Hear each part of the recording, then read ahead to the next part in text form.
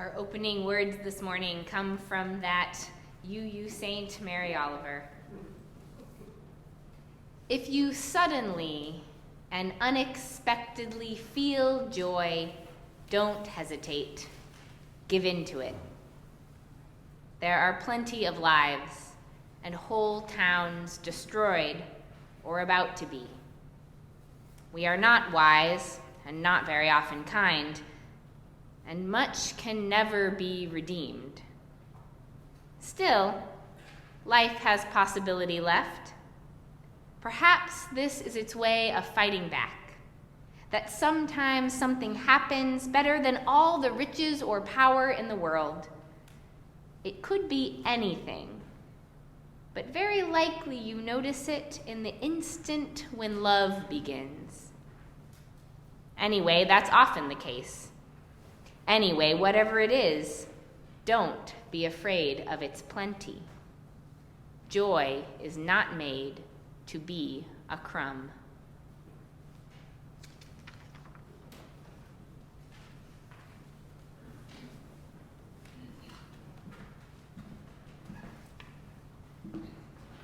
Good morning.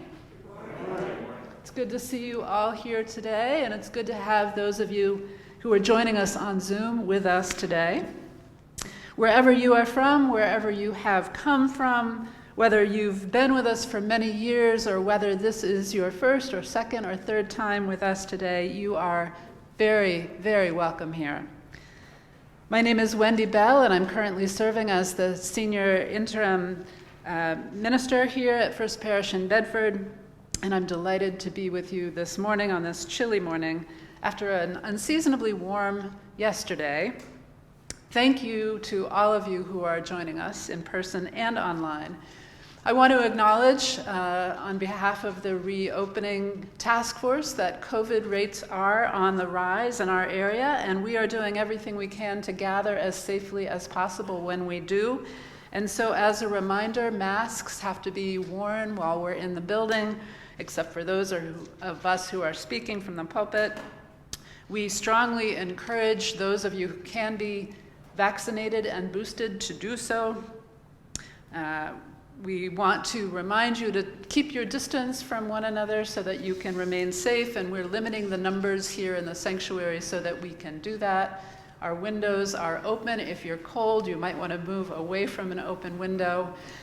And we do want to also remind you to stay home if you ever feel like you are not entirely healthy. Even if you think it's just a cold, we want you to continue to take care of yourselves and one another so that we can keep ourselves safe and our transmission rates lower in this community.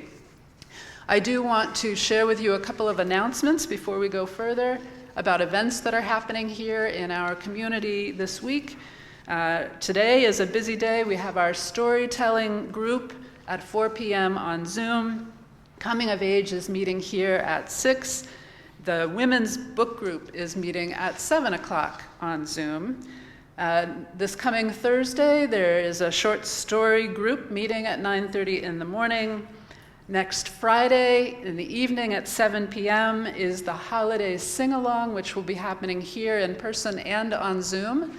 And there will be a sign-up genius for that if you want to come in person. And I also want to let you know an announcement from the Lay Pastoral Committee. In lieu of the annual Cookie Express event, the Lay Pastoral team is inviting you to the first ever Holiday Memories Tea, which is going to be happening on Zoom next Saturday, December 18th, from 3 until 4 or a little bit later. And we invite you to bring to your Zoom platform a cup of tea or whatever beverage you prefer, and be prepared to listen to some holiday stories and maybe share some holiday stories. I think that is all the announcements that I have this morning. So I'd like to invite you, whether you're here in person or on Zoom, to rise in body or in spirit, to join in saying together the congregation's unison affirmation, both in English and in Spanish. Love is the spirit of this church, and service is its law. This is our great covenant, to dwell together in peace, to seek truth in love, and to help one another. El amor es el espíritu de esta iglesia y el servicio es su ley. Este es nuestro gran pacto, vivir juntos en paz, buscar la verdad en el amor y ayudarnos los unos a los otros.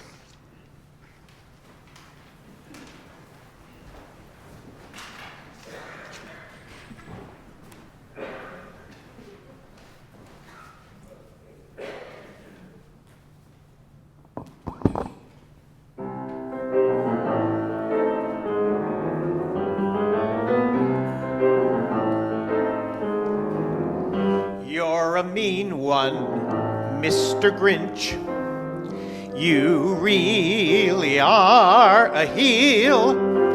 You're as cuddly as a cactus. You're as charming as an eel, Mr. Grinch. You're a bad banana with a greasy black peel.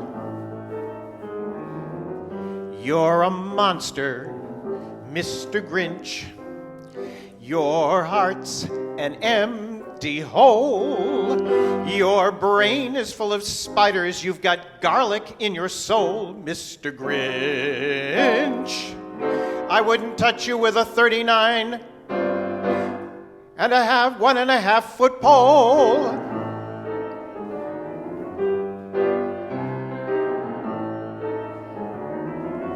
You're a foul one, Mr. Grinch.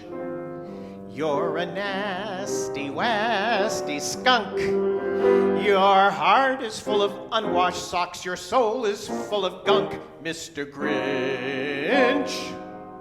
The 3 words that describe you are as follows, and I quote, stink, stank, stunk.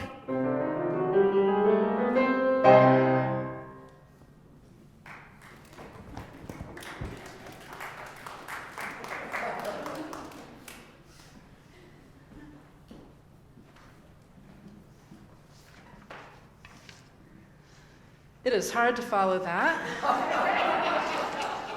But I have a reading this morning from a book called Pleasure Activism by Adrienne Marie Brown to share with you this morning. Pleasure reminds us to enjoy being alive and on purpose.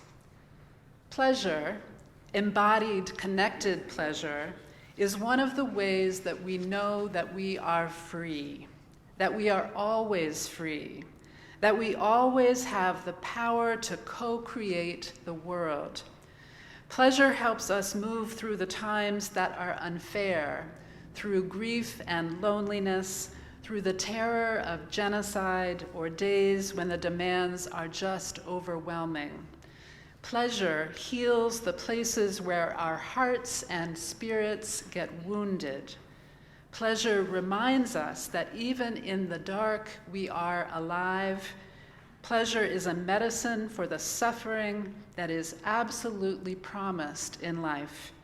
Pleasure is the point. Feeling good is not frivolous, it is freedom.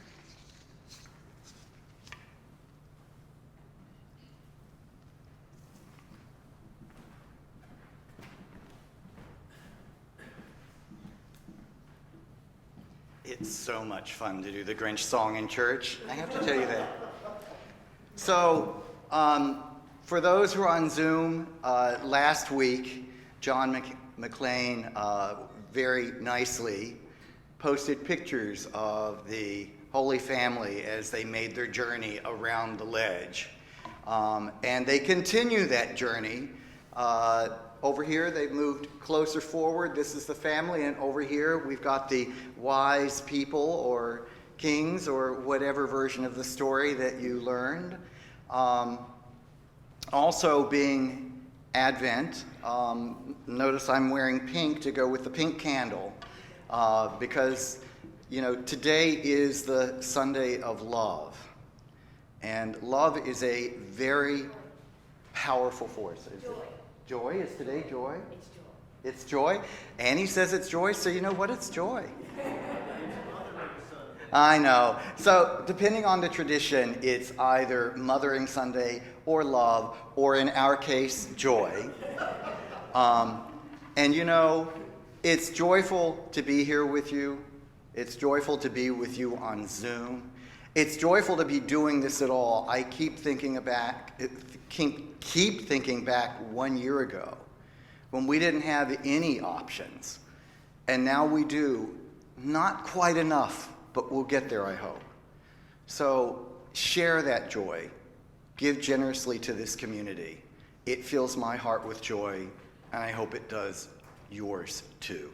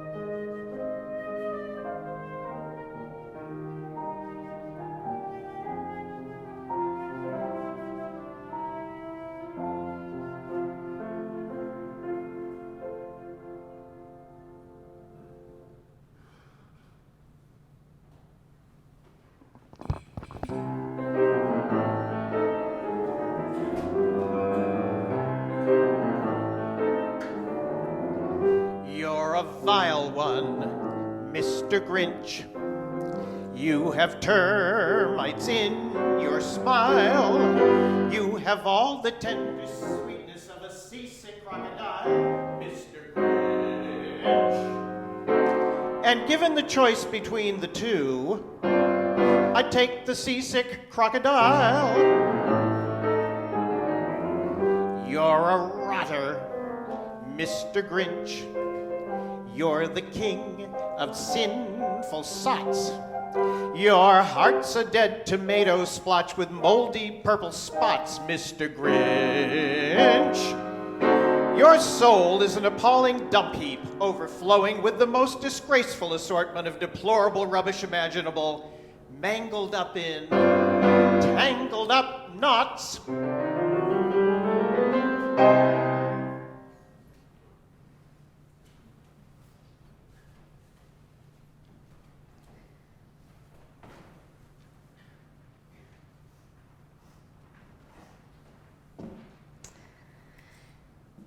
I need you to change my Twitter password, my friend told me. I do this for her from time to time, change her social media passwords so that she can't get into her accounts. She does this because though she is a very accomplished and talented person who's had 2 plays produced in New York and has published a chapbook of poetry, who's now working for a podcast that she used to be the biggest fan of, which apparently, if you're really into Buffy the Vampire Slayer, the TV show from the 90s, is a really big deal. Buffering the Vampire Slayer. You can check it out if that fits your interests. Despite all these accomplishments, whenever she uses social media, she tends to fall into a trap that is very common and very human. Look at that person, got so many more likes and shares, and that person's published 2 books, and how come I haven't written anything recently? And you know how it goes. Something that she often says when she's going on this trip in her brain and acknowledges out loud is, "But comparison is the thief of joy."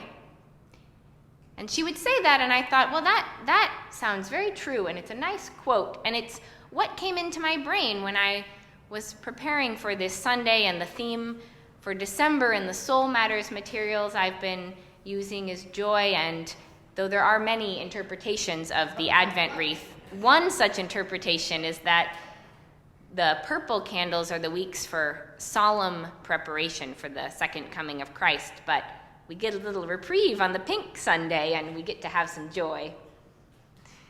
So I was thinking about that quote and how comparison can steal our joy and how some other things can steal our joy too. And when I went to look up this quotation, I found that, as is so often the case, it is widely attributed to a number of people, most prominently Theodore Roosevelt, though when I dug a little deeper, what I found on a quote investigator website was that, in fact, it's hard to say whether Theodore Roosevelt or Mark Twain or C.S. Lewis, who are also credited with the statement, really said comparison is the thief of joy. But there is a book that was published in 2003 with a fabulous title, and the title is, "Are You Following Jesus or Just Fooling Around?" with an exclamation point and a question mark. An emphatic question, which, as a total aside, is a question I would like to ask a lot of people, most particularly political leaders who claim to be Christian. Are you following that man who said we should, house the poor and feed the hungry and welcome the stranger? Or are you fooling around for money? But I digress. The point is, there was a book, and it was published in 2003, and it has this funny title, and apparently that is a citation for this quote. This person, Dr. Ray Cummings, who wrote this book, said, "A third thief of joy is comparison. When Satan can't make you bitter enough to complain, he will seek to lower your self-esteem and allow you to compare." Well, like Dr. Cummings, I also thought of 3 thieves of joy, but I have to say I'm not much for Satan, and I figured for a Unitarian Universalist congregation, we better stay away from Satan, but I think we can probably all agree that we believe in the Grinch.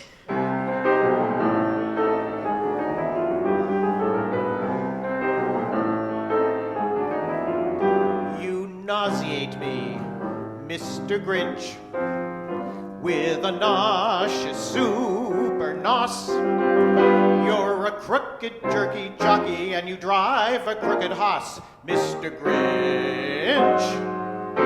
You're a three-decker sauerkraut and toadstool sandwich with arsenic sauce.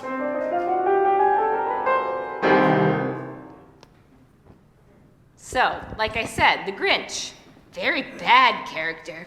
Really don't like him. And another thing that can be rather nasty, maybe as nasty as a sauerkraut sandwich with arsenic sauce, is comparison. So often we end up comparing ourselves to others, maybe others we know personally, others we see on social media, even celebrities who we have no relationship to at all. Sometimes we also end up comparing ourselves to past versions of ourselves. Oh, I used to be able to do that. I used to look like this. It's a really common human experience that can get in the way of our joy. And I think the antidote to this thief is to be in our own embodied experience. And yes, if this sounds familiar, I have talked about this before quite recently. To not be in a story about our experience or a story about what other people might perceive about our experience or about what other people are experiencing, but being in our bodies, in our experience. And fortunately, that same antidote is the antidote for a different of the Grinches. In this story, there are 3 Grinches. We'll just go with it. That steals our joy, and that second Grinch is worry. Or you could call it fear, you could call it anxiety, and we had a very nice sermon on anxiety last Sunday, and a lot of good tips for dealing with that Grinch. But I will say that in my experience, the worry, whether it is an extremely reasonable worry about something that very well might happen, or whether it's an irrational worry that has gotten into our brain and is exceedingly unlikely, the antidote, I think, is still the same. It's to make a plan about what we can control, surrender to what we can't, and be in our embodied experience. I found myself having to take that advice over Thanksgiving, and any of you who read The Parishioner religiously may have read my column about waiting and Advent and how I spent my entire Thanksgiving holiday with my family waiting for the results of my COVID test. I arrived home on a Sunday, late Sunday, and that next day, Monday, I got a text from a friend who I had spent a significant amount of time with inside, unmasked, on Saturday. And she had just tested positive for COVID. And I was pretty stressed about that. I was stressed because I was visiting my parents, who are in their early 70s and late 60s, though they had just been boosted, which was great. My brother and his partner were there, and they were heading to a wedding after this. My kid, who was only half vaccinated at that point, was with me. Plus, there was, am I going to have to quarantine in my childhood bedroom in Normal, Illinois, and who's going to preach on Sunday, and what about this, and what about that? And there was a lot in my head about the future. But all I could control was my behavior of risk mitigation and getting tested. So I checked in with my family, we made a plan, I made the appointment to get the PCR test on Wednesday morning because I had to wait long enough for the results to be valid. Of course, then there was a holiday, as we all know, the next day, and so I didn't get my results back in a particularly timely fashion. But I was able to do enough surrendering to be present to the really unique and special joy that was being with my family. which is something that I particularly do not take for granted after the years that we've been living in. We played board games and we made food and we ate together. We celebrated my mom's birthday early, and there was a lot of joy and some panic and worry sprinkled in the mix. And that's the thing. Being present to your own experience doesn't mean then you just are experiencing joy and pleasure all the time. Of course not. In fact, sometimes joy is just not to be. There are times when being present to what is being present to pain, is being present to sadness, is being present to anger. And sometimes, ironically, the thing that gets in the way of feeling joy is that we feel like we should feel joy in a given scenario. And that's our third Grinch, should. There's a lot of different kinds of should, but I think that the antidote to that is acceptance. And I do think that the type of acceptance that we need depends on where the should is coming from. Is the should coming from a story we made up in our head? That might be the easiest kind to accept. Okay, maybe I feel like I should XYZ, but I can accept that that's not going to happen, that's not where I'm at. Sometimes the shoulds come from other people, and that can be a little trickier. Accepting that maybe we've disappointed someone, accepting that maybe someone is judging us. That one's harder, but I think it's possible. It's especially possible if we take a moment to figure out if the value that person is holding in their should is one we hold. Because sometimes the should really is coming from a value we hold, and that requires a special type of acceptance, a type we call forgiveness, a kind of acceptance that acknowledges falling short, acknowledges harm, and extends compassion nonetheless. Last year at Christmas, I got very caught up in a lot of shoulds. It was, ironically, a very chaotic Christmas, precisely because everyone in my household was stuck in our household, and there are a lot of us. And each person was trying to bring some of their own Christmas traditions into the mix. We all had lots of different Zooms at lots of times, different work schedules, and lots was going on. I will admit I did not find very much joy at all in that celebration. And I got really stuck on one particular thing. I had not gotten gifts in a timely fashion for my household. I'm not a gift-giving person. It's not my love language. I overthink it. I get too stressed about finding the right gift. And then I don't do time very well, and I think, oh yeah, I have time. It's not Christmas yet. And then all of a sudden, it's like the 22nd, and what are you going to do? And I don't believe in Amazon, so how am I going to get it fast enough? And it's rough. Maybe you can relate. I felt really bad. And not just a bad of like, oh, I should be like this, but I actually do believe in generosity and reciprocity. I think those are nice things. I want to be generous and give back to those who are giving to me.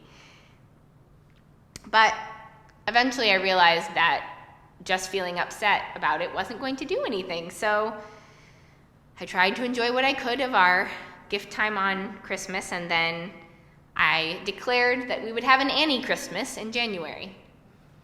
And I made a pie, and I got my gifts, and it was late, and we had a good time, and it was okay. And sometimes we really can make things right, and then it's a lot easier to forgive ourselves. But sometimes we can't make things right. Sometimes the things that should be are really big things we don't have control over. And I know that I often can get in a space of guilt around enjoyment in the face of injustice. Like, if I enjoy an unseasonably warm day in December when I know it's because of climate change and tornadoes are destroying people's homes. Like, if I go out to eat and have a wonderful dinner and I know people are starving, or I go stay in an Airbnb, a luxury, and I know people don't have housing, these things are always true. And there's no way to do enough, really. How could anything be enough in the face of all that? But, as Adrienne Marie Brown reminds us, pleasure is not frivolous. Pleasure is the point. Pleasure helps us to get through the suffering that is guaranteed to be a part of life, and pleasure is a form of freedom. I remember last year, there was a particularly tragic death in our community within our immigration justice accompaniment network. A man who had come to this country seeking asylum had been living with some friends of ours in a basement apartment. He died by suicide. He had become deeply paranoid, which was understandable because he had been tortured in his home country by the police, and then coming here for safety, he had been put in jail and faced more unfair conditions. The day after he died, we were supposed to celebrate my housemate's birthday. We had a dinner planned just within our household. It was the time, pre-vaccinated times, when we were just with our people inside. And I remember her saying, "We're going to do this anyway." Not by trying to ignore what happened or trying to push the grief into the corner, but because, yes, those violent systems, they took his life, but they can't take our joy. If we give up our joy too, what will that do? Certainly wouldn't bring him back. Wouldn't end any of the racism or violence in our immigration system. And that's the thing about these Grinches. The Grinch comes, he takes everything, the tree and the baubles and the bangles and the toys, and even takes the roast beast. But he can't stop the Who's, because the Who's know that that's not what Christmas is about. They stay present and connected, and they sing anyway. The Grinch can steal a lot of things, but the Grinch can't ultimately steal our joy if we don't let him. And so, while joy cannot always be present, I do think that being open to it is a choice. It's choosing to live in our embodied experience instead of a story about it. It's choosing to live in our embodied experience instead of living in future scenarios. It's choosing to accept what is with accountability and compassion and some actions to make things right if that is needed. And so I encourage all of us, because I need to be reminded of this every single day, to make that space for joy in our lives so that when we do find it, unexpectedly perhaps, we will not be afraid of its plenty. Joy is not made to be a crumb.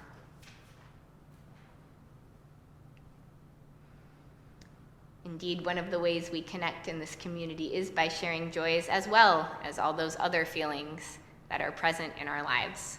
So I'll turn it over to Marge.